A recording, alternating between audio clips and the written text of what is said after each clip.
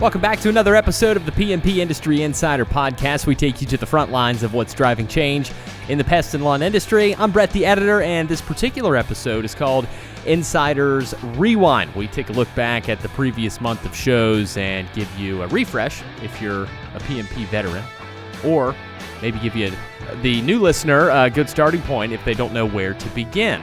The show each week is presented by our friends at Coalmarch. They provide marketing solutions, conversion-focused websites, and a whole bunch more for the pest and lawn industry. And right now, they're offering a free month to the podcast listeners. Coalmarch.com/podcast. Visit that and get started. PestSure is another sponsor and friend of the show. PestSure is more than a provider of pest control insurance. They are a valued resource for the pest control industry. Their policies are written specifically for pest management that include improved coverage options that address industry changes. Visit PestSure.com for more information.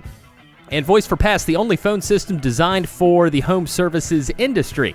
Raymond Kidwell joined the show already in December to talk about new expansions within Voice for Pest, X-Ray Labs. Very fascinating venture, which has been in the works for many years, but more and more options are over at voiceforpest.com. You'll be up on their phone solutions, their CRM integrations, and their AI features and their continued growth.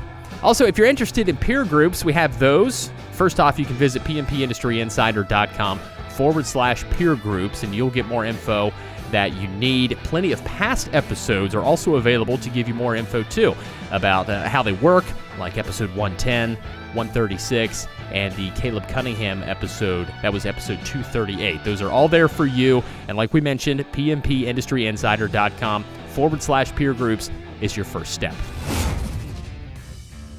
November featured just 3 episodes, which we'll be recapping. Just 3 because of the Thanksgiving holiday. We took that week off, but in early November, we crossed the 250 episode mark to recap PestWorld and reflect a bit on the show as a whole. 250 episodes. So I chose this section with Dan and Donnie looking back to PestWorld in Orlando. Check it out.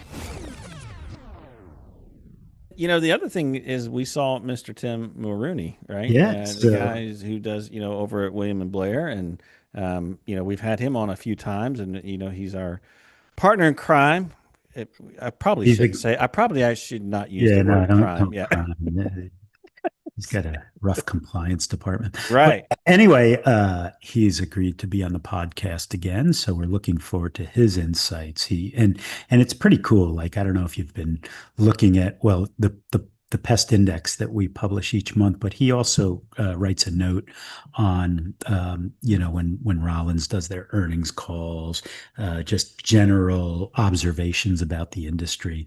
And these are all it's the investment community that is really who he's catering to, people who want to invest in, and he introduced me. He brought over a couple of his people that he was walking around with, and these were all investors from Europe and whatnot, and asked a lot of rookie questions about the industry that I had to answer, which I thought was pretty cool. But the fact that they're interested in the industry, that they're they're wanting to invest in Rollins and Rentokil and Ecolabs and all the public companies. Hey, right? yeah. I mean, listen, at the end of the day, it's really good that we have this kind of exposure, right, as an industry. And it's only, for those that are listening that may own a company, you can put 2 and 2 together there and see that it's a positive. Yeah. Certainly a positive that we're getting that kind of attention, and there's someone following it and providing investment guidance, right? Absolutely. Yeah.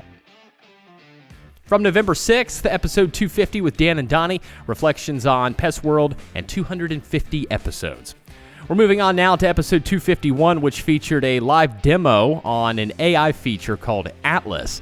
The episode from November 13th is called When AI Picks the Pest or Lawn Company, What Businesses Must Know. And when it comes to advertising, Donnie will kick this segment off talking about this. It's important because it brings back up the conversation of if you're not using AI, you're already behind. And this has been such a hot topic on the show for quite a while now. And as it continues to grow, there's more and more to talk about. So check this out and take some notes. So OpenAI announced literally over the weekend that they're going to start doing paid advertising. And so I think what's going to happen is we're now witnessing, for the first time, our true competitor to Google. You know, first of all, the fact that OpenAI even released a browser, like everyone was like, yes, of course, finally, but there's no doubt about it that, now when you see what's going on, I mean, OpenAI is slowly but surely they're becoming a real competitor to Google, and specifically, Google's revenue platform.